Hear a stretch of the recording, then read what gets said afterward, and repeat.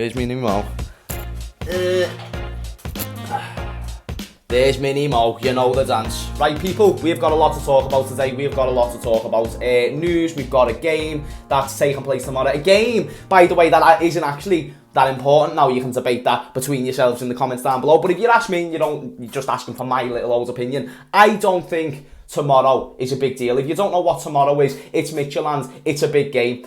Before we do talk about anything, I do just want to say thank you to the sponsor of this video, that is OneFootball, and then we will talk about the game in itself. Today's video is brought to you by OneFootball. Thank you very much to them for sponsoring this video, and make sure that you go over in the top link of the description and download their app. It is fantastic, people. I didn't know there were so many countries, so many leagues for you to go and view information from, latest news, latest transfers. You can also see all the latest updates and live scores when your team is playing. Yes, you can choose your preferred team. So for my team, it's Liverpool. You can see all the latest information on them. But not only that, people, it doesn't only go that far. You can go and see anything to do with teams in the Premier League, anything to do with teams in the Champions League, Europa League, any team across Europe, any team across the world. You can go and have a look and see how they're doing in their leagues and any news based on what their team is going through. Make sure that you download the OneFootball app, people. It is fantastic. And obviously, I want to thank them once more for supporting this channel. Make sure you go and support them because they support us massively. One massive big shout out to OneFootball again, and yeah, top link in the description, people. Thank you. So make sure you go and download the OneFootball app. Top link in the description. So people, like I said, these Redmond roundups, these daily Redmond roundups consist of many different things, and one thing that I've changed about the Redmond roundup over time is that I'm implementing news with match previews. And I just thought, do you know what, tomorrow isn't a huge game, so I'm not just going to do a video based on the match itself. So I'm going to mix a bit of news and the game itself. So the topics that we're going to be talking about today, people, is two players could be possibly signing a new contract, and obviously if you've been seeing the news you will know who they are, but we will talk about them in a bit. A player from Juventus is being linked with Liverpool as well, and it's not just any old little player, people. It's quite a serious name that we're linked with. Now, I will let you know how true and how much substance there is to it, but yeah, exciting stuff when you always see a big name linked with your team. And also one of our loanees are absolutely smashing it, and then we'll get on to the Liverpool Midtjylland game. So get straps up, get your seatbelts on and get ready, people, because we have got a show. So we'll start off with some good news, because I like the good news. Good news is boss, and the reason why good news is boss is because I've kind of forgot what good news is like. It's like just shit all the time. Now it's like, today this person's injured, today this person. But over the past few weeks, not weeks, past few days, it's been gelling together just a little bit more. Does that make sense? Like, a few players are now coming back. There's more players being, put back into training or put them back into rehabilitation. Even Virgil van Dijk, who we're not expecting back for months, we're hearing positive updates. We're hearing that he's happy, and we're hearing that he's fit. Boss. Sick. Like, love all of that. Everything's fantastic there. But when you're hearing about contract extensions, now I actually want to talk about one of these players that have rumoured to get a contract extension in Gini Wijnaldum.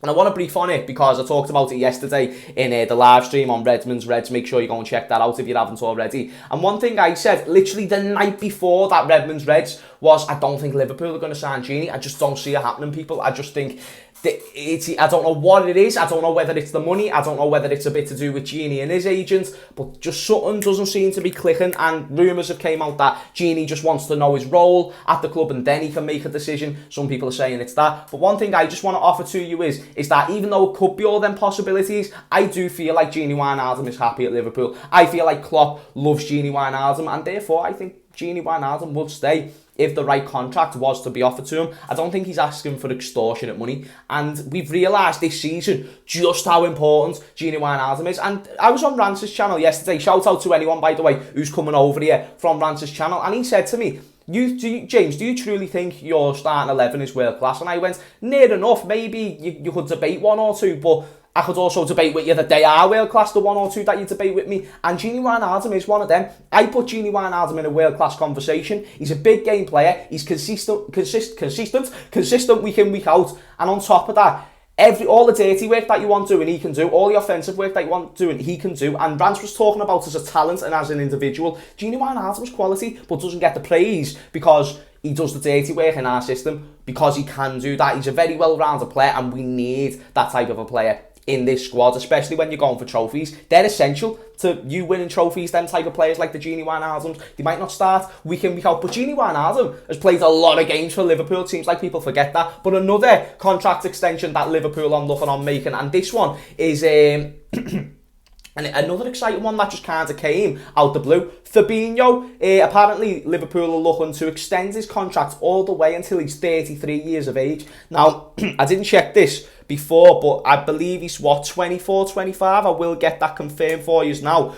He is, he's 27. Okay, so I actually got a couple of years off. But the fact he's already got a couple of years left on his current contract, and we're looking on extending that even further, what does that tell me? That tells me that Liverpool see they've got a world-class player, they want to tie him down, they know that he's a part of our future. Fabinho, this is. And not only that, if he was to go, you know, say if he was to dip in form, or say if we got someone better than him when he was like 29, 30, because right now we don't see Fabinho dropping anytime soon. Literally conceded 1 goal in like the 5 or 6 games he's played at centre-back, and that was a penalty, by the way. He's class. And we've seen that he's just a good footballer, not just a good midfielder, not just a good defender, but a good footballer. That's one thing that Fabinho has most certainly brought to this team, and tying him down on a contract is massive, because the point that I was about to touch on, if we was to sell Fabinho or replace Fabinho, if we're getting him on a longer contract, that just means more money for us as well, doesn't it? So in all aspects, that would be a fantastic, and I'm not saying sell Fabinho, I'm talking about years down the line, just in case he's a bit shit. If he's staying until he's 33, we're getting his best years, really, aren't we? So hopefully all stays well there, and hopefully then contracts do come into fruition. But now a bit of transfer news.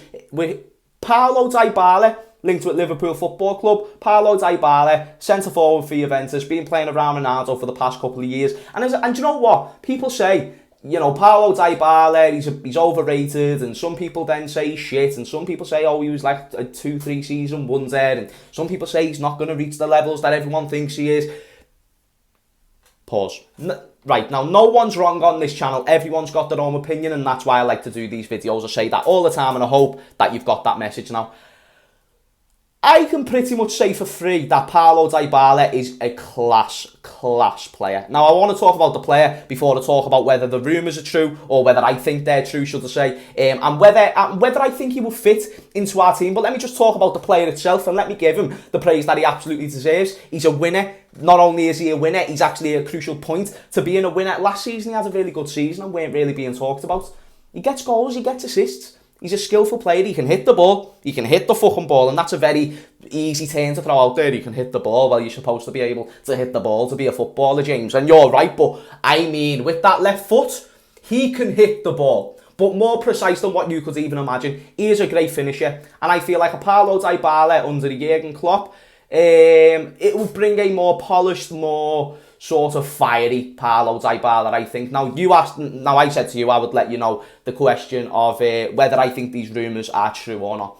Me personally, I don't think they are. I don't think there's any substance to it, and I don't think we need to carry forward with any of these rumours. But obviously, it is in the news. It's a big, story, so I'm going to mention it. And whether I think he will fit at Liverpool or not is a very different question, because even though Paulo Dybala fits to most teams in the world, and even though people could say, well, he'd get more goals than Firmino, it's like, would he get more goals than Salah though? Do you know, the one who's actually supposed to get all of our goals? Would he get more goals than Salah? And would he go above Mane? No. And would you take him above Firmino? Let me know in the comments down below. I mean, from my knowledge, he's younger than Firmino by quite a few years, but that being said, you're kind of breaking the bank for a player who, yes, is very, very good, as I've just said before, but is he essential to your system? Is he essential going forward? I don't know. But let me know in the comments down below. Would you take a Paulo Dybala? I'm not saying I certainly wouldn't. Listen, if he signed for us, I'd be buzzing, mate. I'd do a video and I'd be like, oh my God, we have just signed Paulo Dybala. He doesn't make us worse. Does that make sense? But I don't think it's a necessity, for the fact that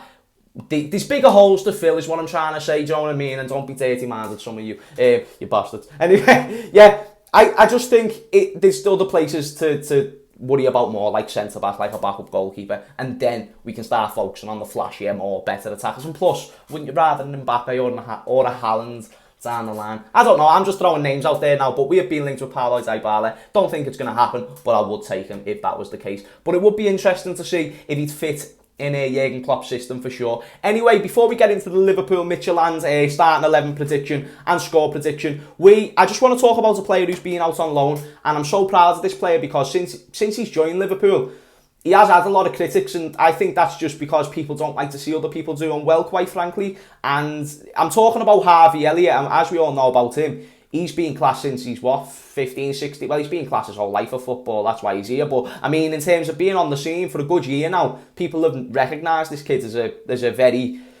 super wonder kid, in a sense. You know, he's one of the best young prospects in world football, and he's our player. He's our player. He shows a lot of quality, not just for Liverpool, but ever since he's joined Blackburn, he has been serious. I don't know if you've seen his most recent goal, but he's been fantastic. And I haven't actually got the exact numbers in front of me, but he's had I think it's around 5 goals and 7 assists, or something along those lines. No, sorry, that's wrong. I think it's about 2 or 3 goals and 7 assists. He's been the assist king for Blackburn. He's been the De Bruyne of the Championship, and he's 17. People said that, because he's little and, he's going to go into the Championship with the bigger men. They're going to push him over and they're going to get his leg snapped. Pause all that. It's, you know what I mean, mate? It's like he's terrorising it up and he's tearing it up, should I say. And what I want to offer to you is that as Harvey Elliott in the past, like, for example, the Harry Kane video, where he's mocking Harry Kane, this, that, means he's 15, 16. Doesn't mean what he done was right, it never does, but it's like when you see a kid, and I'm not trying to compare Harvey Elliott to a 10-year-old on the street, but it's like if you see a kid outside, playing knock-a-door dash or something, if you're from Liverpool, you'll know why I've used that example. Knock-a-door dash, by the way, is like where you knock on the doors and run away. They play it all the time around here, the knobheads. Basically, if you saw a kid going out, you'd be like, that's wrong, and don't do it again. But you wouldn't hold it against them for the rest of their life. And it's like Harvey Elliott, he was 15. He probably put that on a Snapchat story. Weren't expecting anyone really to see it. Again, doesn't make it right.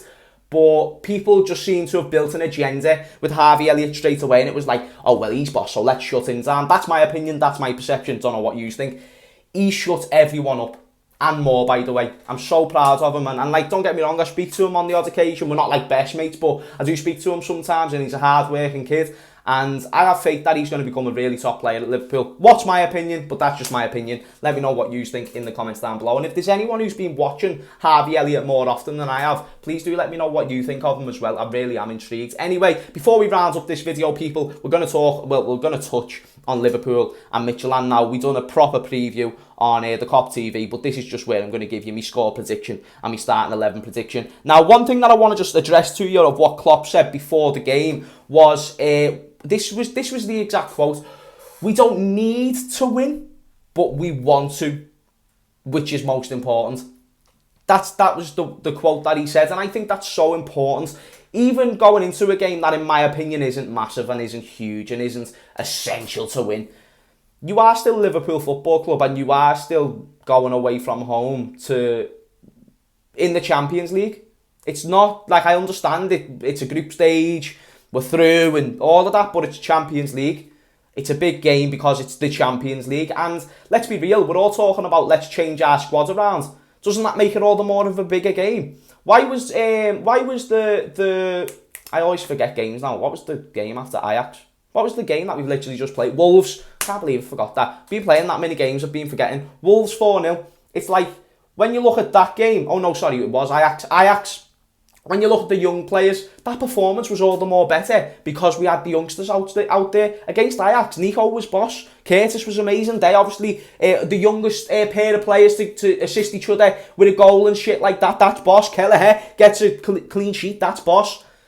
And then you fast forward and now we're in this position where we've got a full second team that's most likely going to be second choice. I'm going to give you mine in a second, and I do feel like there's going to be some disagreements, but a lot of agreements as well, because we all agree that we need to change our squads around. But based on the point that I was saying before, this is all the more of a bigger game, away from home, against a team that's decent. Midtjylland are good, and don't get me wrong, I haven't done what I usually do for previews and got threats and stuff like that, because I just don't think it's that deep. Do you know what I mean? I don't think it's that deep when you're playing Midtjylland. That being said, they've got a good team system and they play well together. And even though in the league table they don't look like that's being justified, one thing I just want to offer to you, they always give teams a difficult game. Like, look at Brighton. Brighton in the Premier League. Brighton are better than Midtjylland, but it's like they're they're actually better than a lot of the teams that they play, Brighton, but they don't get the results and they don't get over the line. Doesn't mean they're a bad team. It's just not going to help them in the long run. Even Sheffield United to an extent, but Midtjylland are that type of team. And if they're playing a bunch of youngsters or a bunch of players that don't usually play together, they can cause problems with that because they've done it to our first team. Anyway, enough rambling. Let me get into the starting 11 and make sure you're joining along in the comments down below. So in goal, I've gone with Kelleher. Now, there's rumours that Alisson is to be coming back into the squad soon, but that doesn't seem like it's right now, and it doesn't seem like it'd be for this game. Even if that was the case and Alisson was available, I wouldn't want Alisson to start, let alone want to see him start. It's like, this isn't a game for him. I'd rather see Adrian than Alisson. Never thought I'd say them words in my life. But in this one-off game, I'd rather Adrian play in goal, and he has more of a risk of getting injured than Alisson. I think everyone would agree with me on that. So, Kelleher goes in goal for me because even though I've just talked about Adrian, you can't just leave Adrian now, don't you, where he is. So start Kelleher because I do think Alisson will be back and ready for the Fulham game. And it'll be good to give Kelleher one more Champions League appearance as well. With how well he's done since getting in the net. He's had 2 10 out of 10 performances for me. And yeah, Shimmercast left back, what a better time than... Oh, by the way, I don't know if I said my formation, but I've went with a 4-3-3. I might have said it, but just a brain fart. Shimmercast left back, rest Robbo. He puts in 120% every game. He is just so good that you do want to start him every game, but when you get a chance, basically a God's gift, like this, where you don't have to start him, you do it. And listen, Robbo is one of them players. He will say to the manager, no, I want to play Jurgen Klopp, but you better play me because I'm fucking set, mate. My Scottish accent is disgraceful. I will work on it, trust me. I like doing my accent, so I do want to work on it. Any constructive criticism in the comments down below is always welcome. But you get the point that I'm trying to offer to you, don't you? Even though that was a shite example, he's a player that wants to work for the manager. He's a player that wants to work for the team. However, that's where the manager needs to step in and go, no, mate, you just rest. Sit this one out, Robbo. Sit this one out. So, Shimmercast left back. Centre-backs. And this is where I feel like you're going to start disagreeing with me. Because I feel like the picks I've picked so far is okay. I've gone with Reece Williams. I'm sure that's okay. But then I've gone with Billy Mateo, Billy the Kid. I've gone with these two players because Reece Williams, no doubt, you've got to rest either one of Matip or Fabinho. If you're going to rest any of them, you've got to rest one of them. Reece Williams will then fill in that void because Nat Phillips can't fill in that void as he's not eligible to be in the Champions League squad. Now, Billy Mateo, Billy the Kid, has had a great pre-season and he's come into the team and shown confidence. And another thing is, even though he hasn't got a first team start yet, wouldn't this be a good game where there's not really a lot of pressure, yet still a chance to prove himself at a first team level? I think this is a good chance for Billy the Kid to come into the team. Therefore, I'll start him next to Reece Williams. Just saying. And then, left back. I've gone with Nico Williams. I actually haven't written down on the list, to be fair, but Nico Williams will be me right back. And do you want me to tell you what's crazy about that back five? I've gone with Kelleher, I've gone with Reece Williams, I've gone with Billy Mateo, I've gone with Nico Williams, and I've gone with Shimmercast. How old is Shimmercast? I haven't saw how old Shimmercast exactly is, but all the rest of them players are what, like 21, 20? Like 2021, something like that. What's Shimmercast? 24. That's a young back four. That's like your under 20. That was our under 23s team last year, bar Shimmercast. Other than that, that's an under 23s back five.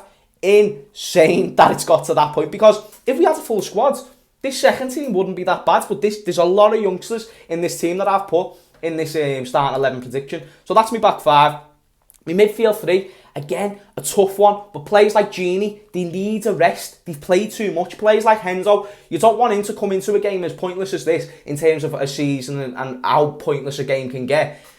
Besides a friendly, this game is the most pointless game you can get, and you don't want to see a Hendo possibly get injured. Therefore, we don't need Henderson's services in this game. Yes, we could do with it, but we don't need it. Therefore, I've gone with Naby Keita. I've gone with Curtis Jones because even though he's been playing, Curtis Jones plays. And then I've gone with Leighton Clarkson. Now let me just say why Naby Keita dead quick. Naby Keita, because even though he's injury prone, and yes, he's just come back from injury, we need to start seeing him play people. Doesn't really matter if he's injury prone and he could get injured in this game. Just throw him in there and get him some minutes. And then Leighton Clarkson. Youngster from the youth academy, fair enough, and then obviously a very good player, but don't know much about him. To be fair, heard good things, which is why I'm calling him a very good player, but still haven't saw enough to whether to see or not if he's not the finished product, but you get what I'm trying to offer. So in that midfield, I've gone with him because he's the more, it's either him or one of our first choice options. Shaqiri isn't fit, Milner isn't fit, Hendo, he's our first choice option, Gini, first choice. Yes, Curtis, but he's young, he still needs these minutes, mate, you know what I mean? And then on top of that, you've got who else? Jake Kane, who's a fellow youth player, but I'm bringing in Leighton over him because even though Jake Kane might be a better player overall, Leighton Clarkson will come into this team and bring a more defensive standpoint because he's a more defensive player. So that's my midfield. Leighton Clarkson, Keita and Curtis Jones. And then my front three, completely changed front three. Origi, Diogo Jota and Minamino. And by the way, for those who were screaming Minamino in midfield over Clarkson before, that's the reason why. It's because I put him in the attack. Him on the right, so Minamino on the right, Origi in the middle, and then Jota on the left.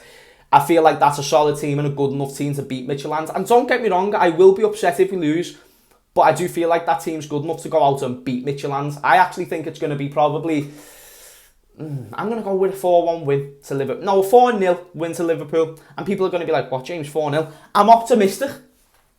Why? Who knows, but I'm optimistic. Let me know in the comments down below what you think, and let me know what your starting 11 is in the comments down below. That would be a mad team, wouldn't it? Let's just run through that one more time. Kelleher in goal, left back Shimikas, centre backs Reece Williams and Billy the Kid, right back Nico Williams, centre mids Leighton Clarkson, Naby Keita and Curtis Jones, and then the front three Divock Origi, Diogo Jota and Minamino. That would be insane. Let me know. I keep burping, man. Let me know what you think in the comments down below. And also, leave a like on this video if you did enjoy. Also, subscribe and join the Redmond's army. You absolutely gorgeous people. And thank you very much for watching this video. I'll see you all later. Peace out.